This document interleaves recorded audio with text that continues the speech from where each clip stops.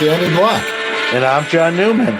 Welcome to Card Mensches. Welcome to Card Mensches, just like that intro said. Episode 6 to be exact. My name's John Newman, and that is to my right on the screen, Mr. Danny Black, in case you're illiterate, and that's okay. You just have to listen to the show. So today we're brought to you by, as we are every week, waxstat.com, up-to-the-minute wax pricing, the only one in the game giving you that information. Also, Center Stage HQ, download the app. You can scan your cards, get real-time pricing, and add it to your inventory. I've used the app. It's pretty good. And, of course, SGC, fastest turnaround in the grading space game. We got a great show, Danny, today, at least planned. We'll see how it turns out at the end of the day. But, designing the perfect set, right? We hear perfect game in baseball, right? How about what is the perfect set? If you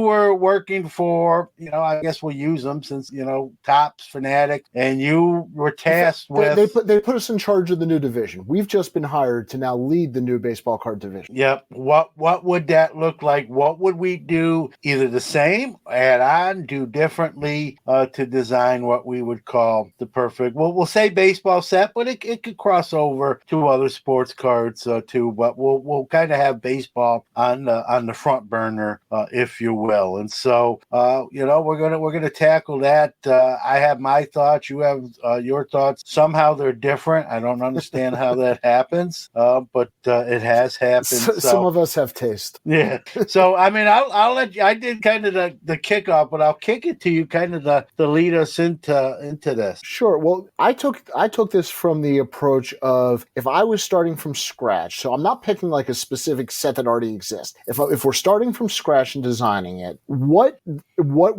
components would I want to make my perfect set? And for me, I think any good set has to have a combination of some autographs in. And they should be a combination of rookie autographs and Hall of Fame autographs. To me, I think both of those, any great set has to include those. So for me, I like to be able to, whether it's prospects or, like I said, even Hall of Famers, not everybody has to be a Babe Ruth cut, but, just good Hall of Famers that, even from our childhood, throw in a Greg Maddux or, even a Brooks Robinson or somebody, and that makes it a fantastic insert. And you don't have to have a rookie card when you get a Hall of Fame autograph. So it gives you a little bit more to chase, and I think it ties to history. So I like the autographs. To me, right off the bat, that would have to be part of my perfect set design. Yeah, I like that. I think you have to have, autograph cards, and you got to have some star power behind autograph cards, right? You can only pull, so many, Jose Oquendos or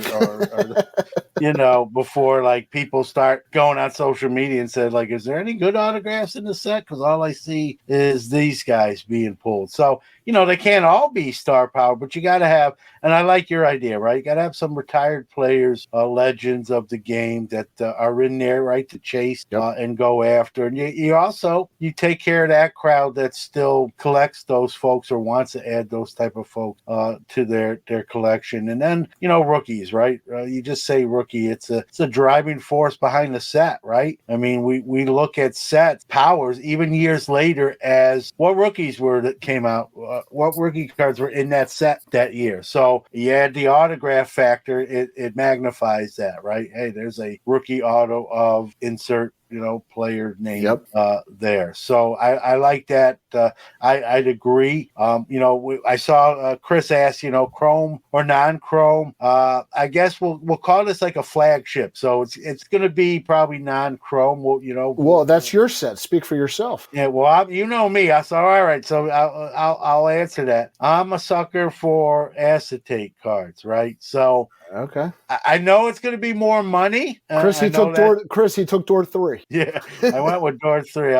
Let's make a deal. I have a bobby pin in my purse. So I'm going to go. I would like to make at least 1 year. I'm not saying it's the flagship every year, right? But I'm an acetate guy. So how about an all acetate set? Again, I know the cost will be more. And obviously that gets passed down to the consumer. But I love that. I don't know if you remember them back in the 90s, or people out there listening may remember them. Pacific of all companies did not an all acetate card, but they sort of had a prism holographic foil with an inset that was acetate with the pin. I would sort of like to do a reverse of that. So the most of the cards acetate, and how about a like regular cardstock inset? That would be pretty interesting. I've never seen it necessarily done like that. So something along those lines. So, go ahead.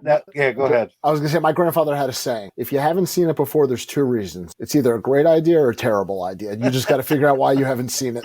So it's a great idea to me. So right, that'd be interesting. I'd like to see the reverse acetate. I'm an acetate fan, just not quite as much as you are. My set, I'm going to say my set would actually not be chrome. And, I don't know if that was my initial thought. I think initially I might have said chrome, but I would have chrome inserts. In fact, I'm gonna make that part of my set. I think a good insert, whether Kaboom is not my personal, but a Kaboom, a My House, even a Diamond Kings, something of that flavor. You have to have a strong short print or even super short print insert set. I would like to see a sports artist involved, something artistic, and to me that would be a key part. Whether or not that combines with the autographs that I was talking about before or not, I think a good set, you got to have some sort of signature insert that people can go after. And like I said, it could be anything from, the Diamond King, drawings, back in the 80s and 90s, all the way up to the Kabooms and the My House and the stuff they do in basketball and football now, and anything in between. But a strong insert for me. Well, listen, if this is Topps and Fanatics and we're now employed by them, right? They've already done all those art projects, right? The Project 2020, Spotlight 70, Project 70. Why not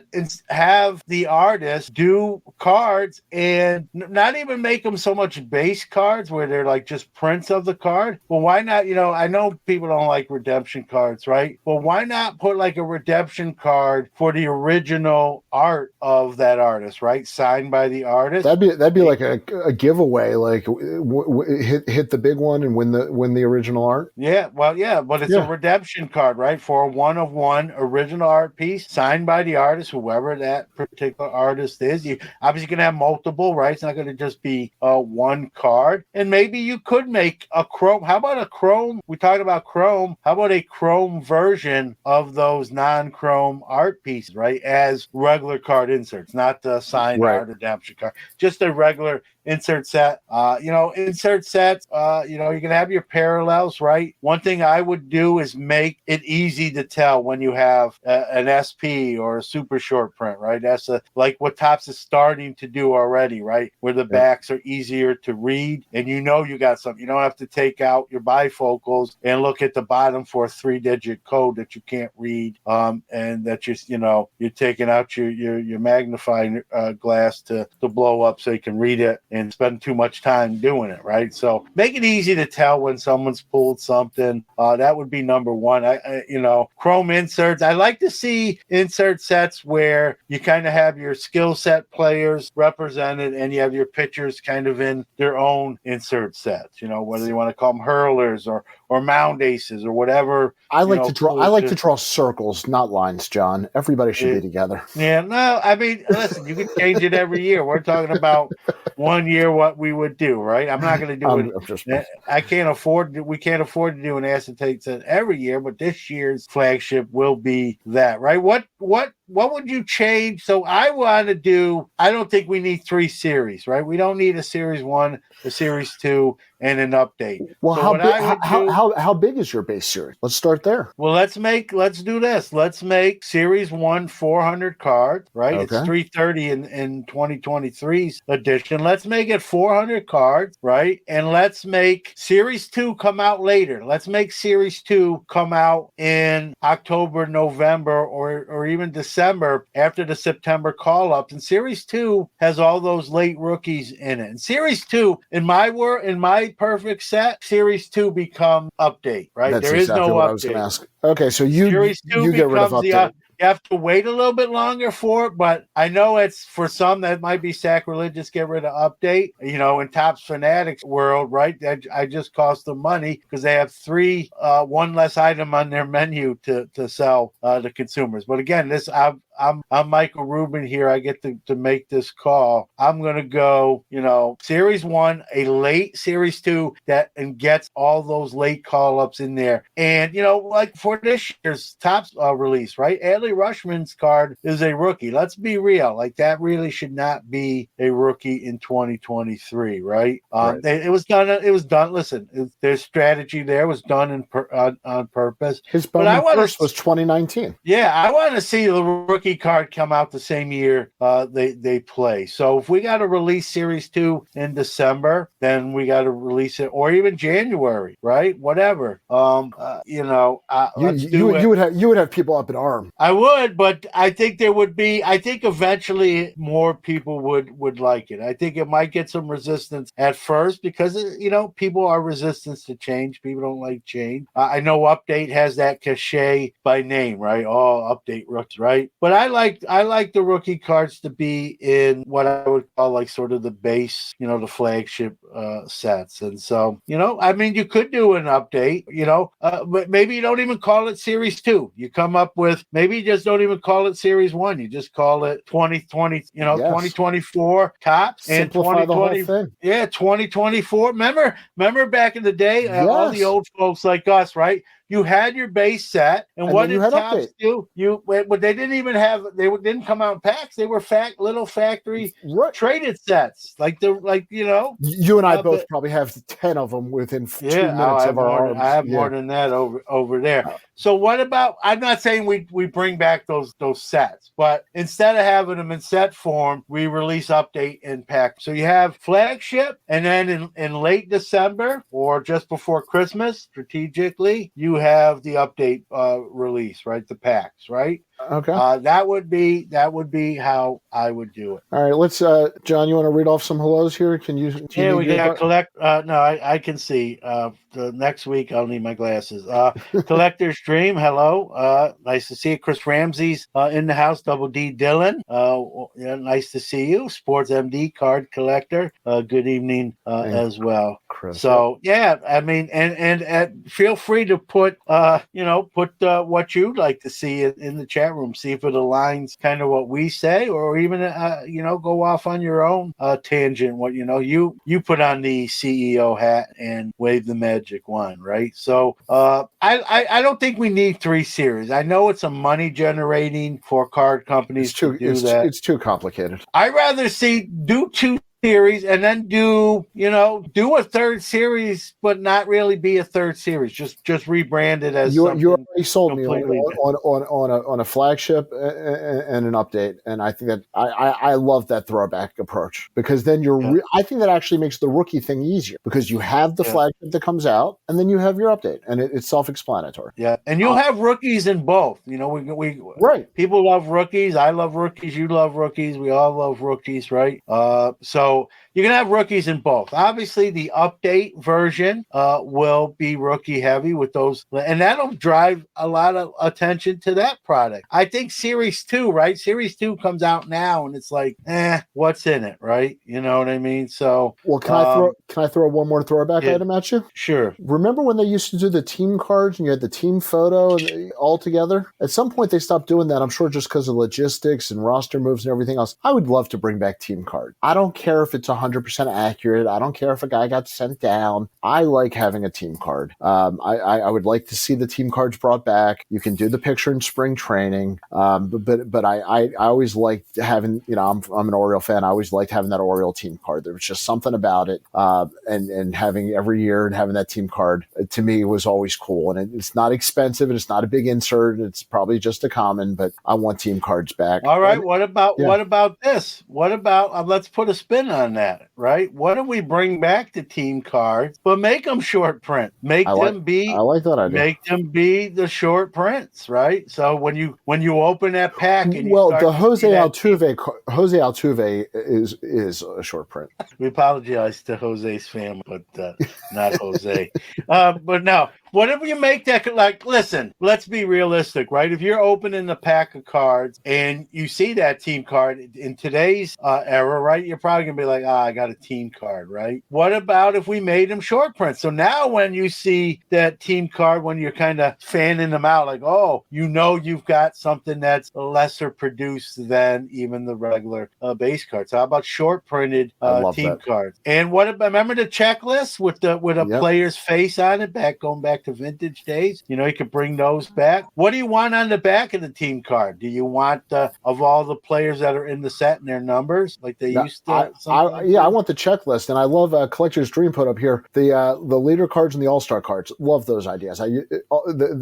Especially the vintage leader cards would have the top 3 players, and you'd always end up inevitably with some combination of Hall of Famers years later. So I those are always cool to even look back upon now, and some of those cards carry good value because of the players in them. So I could see bringing those back. But yeah, put the checklist on the back of the team card, make it a short print, and yeah, absolutely. Because I remember opening packs back in the day, right? And you get that kind of team card. You're like, I would have rather had a regular player card there, right? But again, you make them build a little intrinsic value into it as a short print. That disappointment goes from disappointment to not being disappointed. Like, hey, I got a harder to get team card, right? And for people who build, right, there's still a lot of team set builders out there, right? I got to get every Orioles card. I got to get every Mets card. That card becomes a little bit of a chase because it's not as easy to get as the regular cards, right? And that happened naturally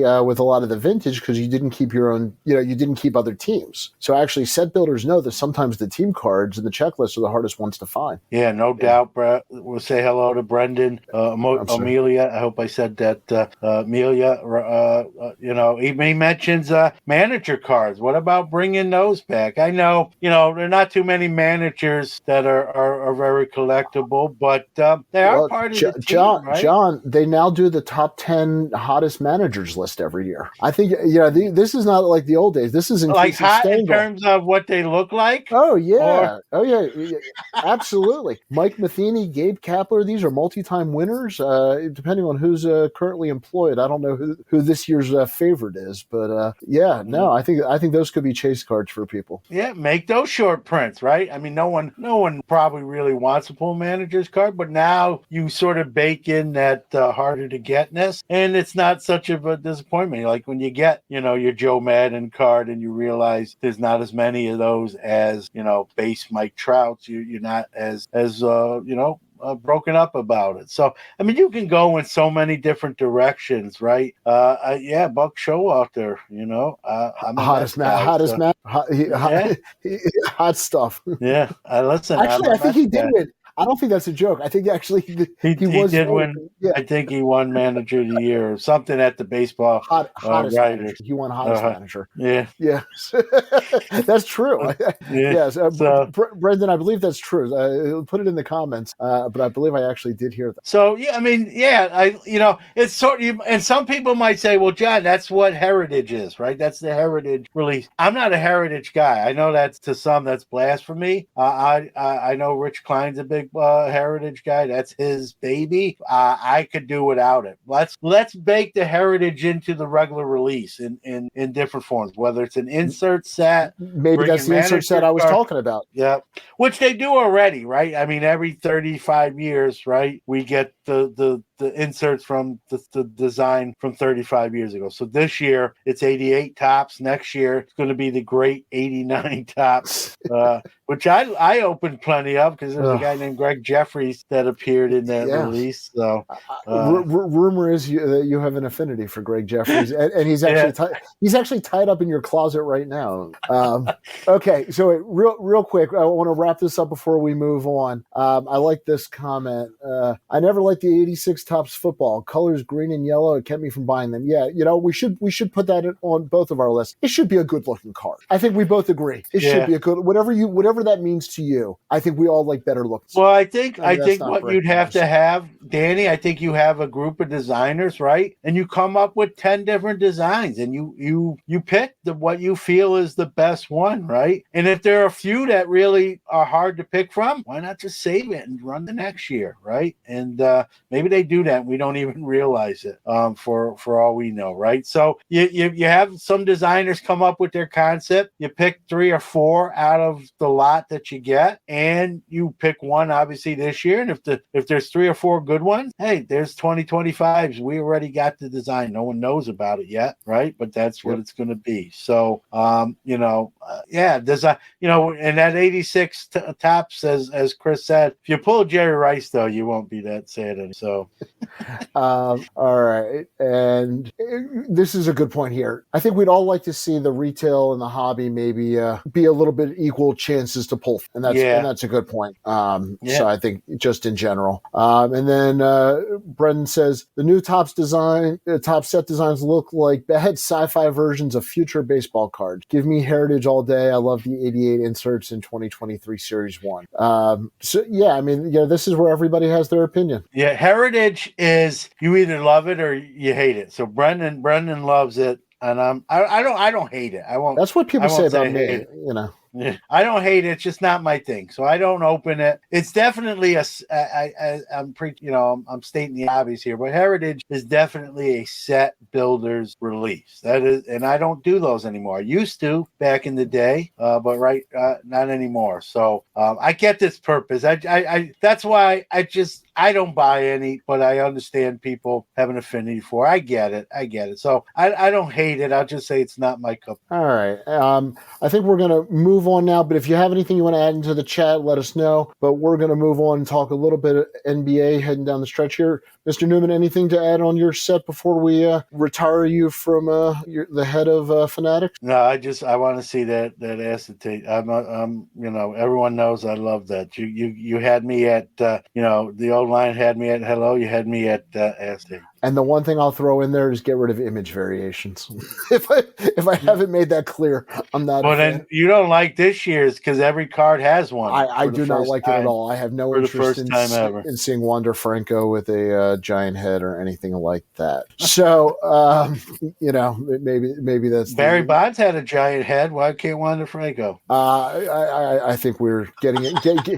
I might not be a doctor, but I stayed at a Holiday Inn Express last night. I think I can diagnose that for you, sir. I think I found the root of the problem, and it's the cream on your knees. Okay. If I can find the right buttons here, want to thank our sponsors, as always, waxstat.com for the best in wax pricing, Center Stage app, which is available in all the app stores, available for download and scanning all of your cards for easy pricing. Experience, quality, consistency, and the quickest turnaround times in the grading industry. We are proud to partner with SGC Grading. Check them out at www.gosgc.com. Experience, quality, consistency, and the quickest turnaround times in the grading industry. We are proud to partner with SGC Grading. Check them out at www.gosgc.com. I really wanted to hammer that one home today. Yeah. So good you had to hear it twice. I had to. I just really wanted to hammer that home. They're running their $9 special on Top Series 1 right now. So if you are looking to get some of your new cards graded, definitely check out the special they're running. And what time is it? Welcome to the failure segment, where John and Danny share their picks sure to go wrong. Okay, so we are, I guess they call it the All-Star break at the NBA season, but then I think there's only like 20 or 30 games left in the second half, so I don't know how that works. It's not really mid-season. But we've got good odds now, it looks like, on who might be available as far as odds to win the NBA championship this year. And let me read this for those of you listening on the audio. We just listed kind of the top 5 or 6 as far as the odds here. The Celtics on the money line is plus 280, Bucks plus 430, Suns plus 480, Nuggets plus 750, Clippers plus 1200, and 76ers plus 1400. So, John, my question to you, and Suns just got KD. That's why their odds are much better than they were. If you had $100, so it's not necessarily who you think's going to win, but if you take in maybe the long shot odds versus the short odds, if $100, where are you putting it, or are you dividing it up? How are you handling it? Yeah, it's a great question. I think I'll go with the Bucks. I mean, like you said, the Celtics probably the most balanced team and probably the most dangerous. Some depth there, and that's why they're the overall favorite. But you're not going to get the most bang for your buck, as you just said there. So I kind of like the Bucks. They got arguably the greatest player playing today in Giannis. I know there's other great players, Luka, but the Bucks will give you a little bit more bang for. But I think this Milwaukee team is not as good as the 2021 team that won the championship. So that's the risk you take. They may not win it. I think they were better in 2021. I think like Chris said, with KD going to the Suns, that becomes almost more interesting for that $100 bill you're going to throw down at plus 480 on the money line. So I'm kind of with that $100 bill. I'm sort of between the Bucks and Suns. I don't see the Lakers on here. That's a sarcastic comment. I'm gonna walk into the casino, and until I get to that cashier's cage, in my mind, I'm debating between the Buck and the Sun. It's funny. I'm a Suns fan because I want Chris Paul to try to get a ring. And if he stays healthy, I love them adding KD. KD's from my neck of the woods over here in the Maryland area. So the Slim Reaper, put him over there, and they've got so much talent. Jason Tatum's got a chance to win MVP this year, so you got to respect what the Celtics are doing. They seem to almost be due. That being said, Denver, God, is Joker good. Yeah.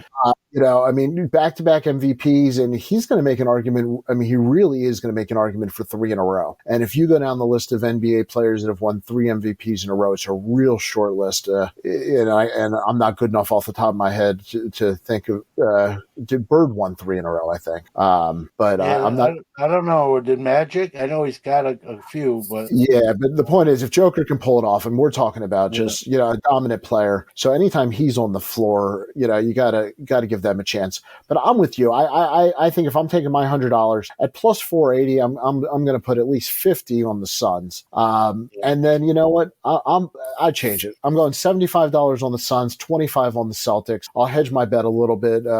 We can do that. I didn't know that. I thought we just had to put $100 on one. I made up the rule after your turn. It was too hard, so I changed the rules. It's a shell game. I'm right back in New York City again. Right, exactly. Three card Monty is our next segment coming up on card Mensches.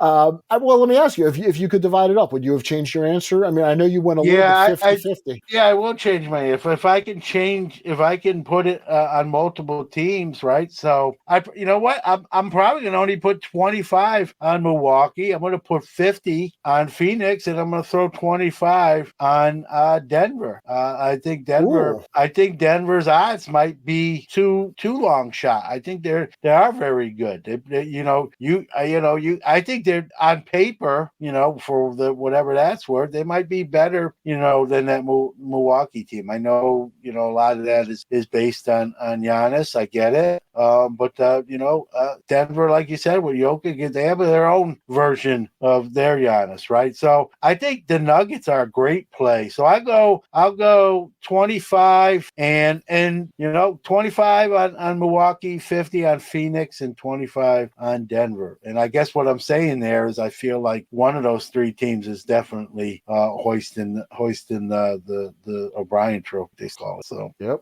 I mean, I hadn't thought about putting some money on the long shot for the Nuggets. That's probably a good call there. But I think we both feel pretty good that it's going to be one of the favorites. I just at this point I don't know that the Clippers, the 76ers, are really going to match up through the playoffs. playoffs. Real quick, Chris says, Mac McClung 2-day contract for the slam dunk contest for the Philadelphia 76ers is the money move for NBA. Never seen this before. Yeah, they signed him just for the slam dunk contest. So I think the NBA at this point has run out of ideas in the slam dunk contest once we started jumping over cars and everything else. Maybe I'm old school. I missed Dominique versus Jordan kind of head to head. Yeah, you can only come up with so many dunks, right? It's all sort of been done before, from the free throw line, behind the back, between the legs, over a guy standing in front of the rim. Like, I don't know what else you could do. So, well, if you're listening on audio, this is when John and I play. This is how we play. These are our one-on-one matchups. Yeah. I've never been confused with a basketball player before. Baseball, football, maybe, but in the NBA, I'm full disclaimer, right? Full disclosure, as I always say, I'm not a huge NBA guy. I know who's on the teams. I mean, I'm with it enough to comment on where I'd put some money, right? But one thing I don't like about the NBA is just it's the players kind of rule the roost, can get coaches fired. All these super teams, like, you never see. I'm an old school NBA guy. I like the NBA when players wanted to kill each other to hoist that trophy. There was no one was working out in the off season. Same thing in the each other. It's the same thing in the NFL. I know, but at least that's physical to begin with, right? So, I mean, you still got to be physical, right? But, the NBA, now, I like when they play defense in the NBA, which they only do now in the last 2 minutes of the fourth quarter. It's a 3-point competition a lot of times. And so I'm the old man on the porch when it comes to the NBA. I liked the era I grew up with, right? Bird, Magic, then Jordan came along. I was, young enough, old enough to remember Dr. J, on the later part of his career, then Bird, Magic, Kareem, and sort of the mid to late part of his career, Jordan, and then on up. So that's the heyday for me. I watched a lot more then than I do now. But I mean, the athletes are bad. I think they're in better shape, right? I like to say, when someone says, when did you watch the most NBA? I said, when players didn't take days off for load management, right? When the kids coming to see their favorite player and didn't have to worry if they weren't going to suit up that day, right? Not totally dissimilar from innings, man. Yeah. I don't know. I like. DeGrom gets hurt again in his first day of spring training or whatever. Yeah. But you're probably right. Yeah. I'm stubborn. That's my realm that I lived it through, and I miss those days. They're not coming back, but that's when I was the biggest basketball fan in my life. So, well, I think both of us actually kind of dig some vintage basketball cards. Maybe we'll do a segment on our favorite vintage basketball cards one week. Yeah. But I'd like to thank everybody in the chat tonight. Anything else to add to our picks sure to go wrong? Yeah, I mean, I think you said it. Don't bet at your own discretion. We are not responsible for your losses. Now, if you win and you want to give us a tip, that's fine. But as far as if you lose, it's not our fault. We warned you. And real quick, because I think this is for you, Ken Card Collector. What's up, Brooklyn? And since you're from Brooklyn and I'm from Baltimore, I'm pretty sure that's for you. Yeah. Well, I'm gonna call Kent Card Collector Triple C. It's a little bit easier to say. What's going on? Thank you for joining us tonight. Speaking of Brooklyn, I didn't see Brooklyn Nets anywhere on those odds lists for some odd reason. That's because the bookmakers are smart. Yeah, well, they just got rid of arguably their two best players, but I like what they got in return. We talking about those trades and moves. Got a lot of draft picks. They got Mikal Bridges, and he looks good. So younger. They got a little younger. I like where they're going, and that's my favorite favorite basketball team as a Brooklyn guy. So, well, thank you to everybody tonight, Mr. Newman. Thank you as always. I think we're actually gonna sort of. We only went over by close to 10 minutes tonight. Yeah, that's all right. It was hijinks at its finest. Well, I had a blast. For everybody in the comments, thank you. And when you watch this on YouTube, please leave comments in there. We'll try to respond to them. Definitely want to hear your feedback on what your perfect set would be if you agree with ours. And we will see you on the next episode. Have a good one.